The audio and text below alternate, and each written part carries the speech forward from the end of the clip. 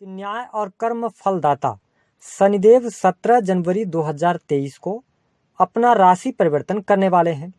तो शनिदेव के इस राशि परिवर्तन का मिथुन राशि के जातकों के जीवन पर क्या प्रभाव पड़ने वाला है। साथ ही 17 जनवरी 2023 से शनि की ढैया भी उतरेगी। तो अब आपके जीवन में क्या बड़े परिवर्तन आने वाले हैं, इसके बारे में इस वीडियो में हम आपसे चर्चा करेंगे। साथ ही बताएंगे कि इस राशि परिवर्तन का इम्पैक्ट आपके व्यापार, निजी जीवन, पारिवारिक जीवन, धन की स्थितियों पर किस प्रकार से पड़ने वाला है। तो यह वीडियो आपके लिए बहुत ही महत्वपूर्ण और खास रहने वाली है, इसलिए आप इस वीडियो को अंत तक जरूर देखें।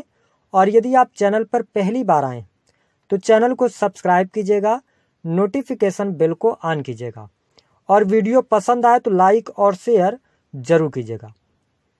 आइए बात करते हैं मिथुन राशि वालों सबसे पहले शनिदेव की। तो देखिए, पिछले 2.5 वर्षों से आपके अष्टम भाव में शनिदेव का गोचर हो रहा था, जिसके परिणाम स्वरूप मिथुन राशि वालों को बहुत सारी समस्याओं का सामना करना पड़ रहा था। पहली बात तो आपकी मेहनत का पूर्ण फल आपको नहीं प्राप्त हो पा रहा था। बहुत सारे मिथुन राशि वालों के वैवाहिक जीवन में बहुत सारे तनाव हुए, यहाँ तक कि वाद विवाद भी बने रहे। साथ ही धन की स्थिति आप लिए बेहद ही खराब रही। धन आपके पास जो आया भी वह टिक नहीं पाया। साथ ही अगर देखा जाए तो प्रेम संबंध, शिक्षा का क्षेत्र और संतान को लेकर समस्याएं बनी रहीं। लेकिन अब शनिदेव जब आपकी राशि से भाग्य भाव के अंदर ये गोचर करने वाले हैं, तो आइए जानते हैं कि आपको किस प्रकार से फल देंगे। हालांकि आपको बता दें कि मिथुन राशि वालों, शनि की ढैया और शनि की 7.5 के दौरान भी अच्छे परिणाम शनिदेव देते हैं। सिर्फ शर्त यह होती है कि कोई भी जातक है, उसके अगर अच्छे कर्म हो, वह गरीबों की मदद करता हो, अपने से बड़ों का सम्मान करता हो, है ना, किसी के हक का पैसा ना मारता हो, तो शनिदेव उसको अच्छे परिणाम देंगे। तो अगर आप किसी भी प्रकार से डर मन मस्तिष्क में बिठा के बैठे हैं कि शनिदेव भले 9th हाउस में आ रहे हैं तो आपको ये निगेटिव परिणाम दे सकते हैं, ऐसी स्थिति नहीं बनेगी। अब आपके लिए बड़ी खुशखबरी प्राप्त होने वाली है। देखिए, शनिदेव जब आपके 9th हाउस में आएंगे तो ये अष्टम और नवम भाव के स्वामी होकर कहाँ पे आएंगे, 9th हाउस के अंदर भाग्य भाव में ये गोचर करेंगे, जहां से इनकी तीसरी दृष्टि मेष राशि पर पड़ेगी, जहां पर राहु ऑलरेडी विराजमान रहेंगे। साथ ही हम आपको बता दें कि यहाँ पर शनिदेव की दृष्टि पड़ना आपके 11th हाउस पर, वो भी नीच की राशि पर पड़ेगी। साथ ही इनकी जो 7वीं दृष्टि है वो आपके 3rd हाउस, साहस, पराक्रम, छोटे भाई बहनों के भाव में पड़ेगी। वही इनकी जो 10वीं दृष्टि है वो आपके 6ठे भाव पर पड़ने वाली है। तो सबसे पहली बात तो मिथुन राशि वालों, आपका स्वास्थ्य जो बहुत ज़्यादा खराब चल रहा था, शनि की ढैया के अंतर्गत आपको बहुत ज़्यादा मानसिक समस्याओं का सामना करना पड़ रहा था, किसी न किसी बात को लेकर टेंशन हो रहे थे, आपको पेट से रिलेटेड कोई इशू था, तो उन सभी समस्याओं से अब आप बाहर निकलेंगे। अगर देखा जाए तो शनि की ढैया जैसे ही आपके ऊपर से उतरेगी तो आप देखेंगे कि आपके जीवन में स्वास्थ्य से रिलेटेड प्रॉब्लम्स जितनी आ रही थी उनमें आपको शुभता देखने को मिलेगी। पहले से आप एनर्जेटिक अपने आप को महसूस करेंगे, कॉन्फिडेंस लेवल अच्छा रहेगा, तो ये स्थिति आपके लिए बेटर रहेगी। साथ ही ध्यान रखें कि देखिए, मिथुन राशि वालों, शनिदेव आपके पारिवारिक जीवन को भी अब बहुत अच्छा करने वाले हैं। घर परिवार में कलह का वातावरण था या पिता के साथ में आपकी सामंजस्य नहीं बन पा रही थी, भाई बहनों के बीच में किसी भी प्रकार की दिक्कत थी, किसी भी प्रकार से पैतृक संपत्ति को लेकर विवाद था, तो अब आप देखेंगे कि शनिदेव की जब ढैया उतरेगी तो आपके पारिवारिक जीवन को ये बेहतर करने का कार्य करेंगे। घर परिवार के लोगों का सहयोग और सपोर्ट भी आपको प्राप्त होगा। आपके परिवार में अगर कोई समस्या, किसी भी प्रकार की समस्या थी, तो उन समस्याओं से आप बाहर अवश्य निकलने वाले हैं। साथ ही हम आपको बता दें कि यह जो समय अवधि होगी, मिथुन राशि वालों, 5म भाव से दृष्टि इनकी हट रही है, तो हम ये कह सकते हैं कि अब जाके आपको प्रेम संबंधों में सफलता मिलेगी। अगर आप प्रेम विवाह की तरफ जाना चाहते हैं तो आप आगे बढ़ सकते हैं, इसके लिए बहुत अच्छा रहेगा। साथ ही जिन जातकों के ब्रेकअप हो गए थे, अगर वो पुनः एक बार अपने पार्टनर से मिलना चाहते हैं तो आप 17 जनवरी 2023 के बाद मिल सकते हैं, आपके लिए अच्छा रहेगा। साथ ही देखिए कि यहाँ पर संतान से रिलेटेड अगर आपको कोई समस्या चल रही थी, संतान के स्वास्थ्य को लेकर, संतान की शिक्षा को लेकर, या संतान का विवाह नहीं हो पा रहा था, है ना, आपकी संतान है तो ये चीजें अब आपको बेनिफिट देखने को मिलेंगी। शनिदेव यहाँ पर आपके लिए अच्छा करते नजर आएंगे। तो संतान से रिलेटेड जितनी भी प्रॉब्लम्स थी वो प्रॉब्लम्स दूर होंगी। साथ ही यदि आपकी संतान उम्र में बड़ी थी, संतान के साथ में आप रह रहे थे, लेकिन बहुत ज्यादा कहा जाए तो मानसिकता में बहुत ज्यादा एक दूसरे के डिफरेंस था, या संतान से बात नहीं बन पा रही थी, छोटी मोटी बातों को लेकर वाद विवाद हो जा रहे थे, तो अब आपको यहाँ पर शुभता देखने को मिलने वाली है।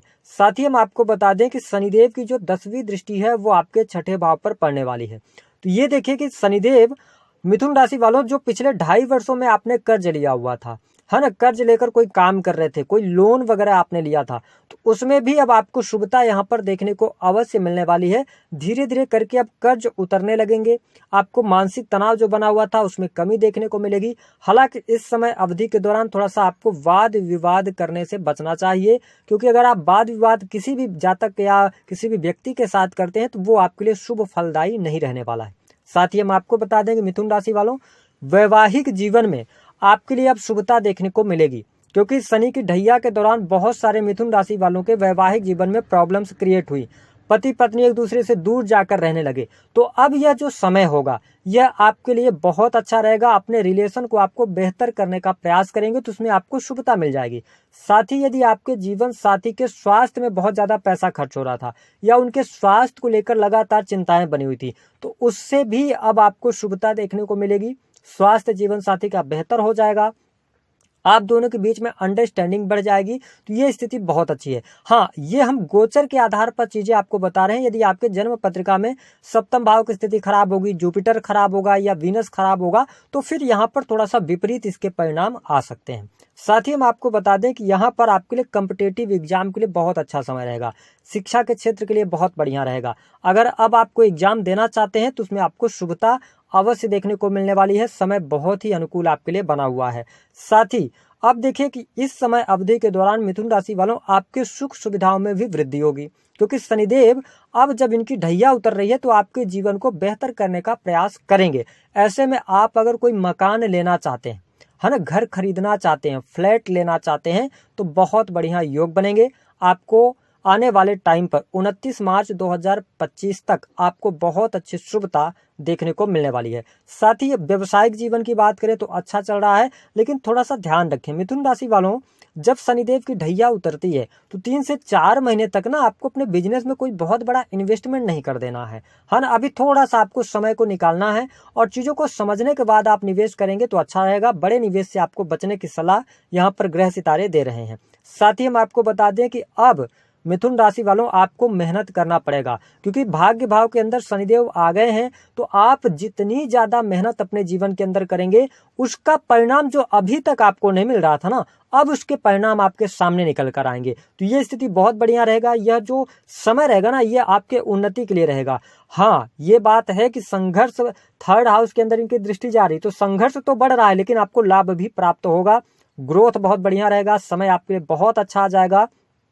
साथ ही धन की भी स्थिति आपके लिए बेहतर है, लेकिन शनिदेव की दृष्टि जा रही है आपके 11th हाउस पर। तो इस बात का आपको ध्यान रखना है कि धन आप कहीं पर भी दे रहे हैं या निवेश कर रहे हैं तो शेयर सट्टे लॉटरी आदि में ना लगाएं, क्योंकि यहाँ पर शनिदेव की नीच की दृष्टि पड़ रही है। साथ ही राहु भी यहाँ पर बैठे हुए हैं। तो आपको इस बात का ध्यान देना है कि कहीं पर भी किसी भी व्यक्ति के ऊपर आपको भरोसा करके पैसे नहीं देना है, या जल्दबाजी में कहीं निवेश नहीं कर देना है। हालांकि यदि आपका कोई कोर्ट कचहरी आदि का मामला चल रहा था, उसमें अब शुभता देखने को मिलेगी। खर्चों में जो लगातार वृद्धि आपको देखने को मिल रही थी, तो खर्च भी आपके समाप्त होंगे। साथ ही अगर देखा जाए तो यहाँ पर आपके लिए सबसे अच्छी बात जो मिथुन राशि वालों निकल के आएगी ना, वह आपकी नौकरी में निकल कर आने वाली है। जैसे ही ढैया समाप्त होगी, अगर ढैया के दौरान आपकी नौकरी छूट गई थी, आप नौकरी के लिए तैयार हो जाइए, नई नौकरी की प्राप्ति आपको होगी।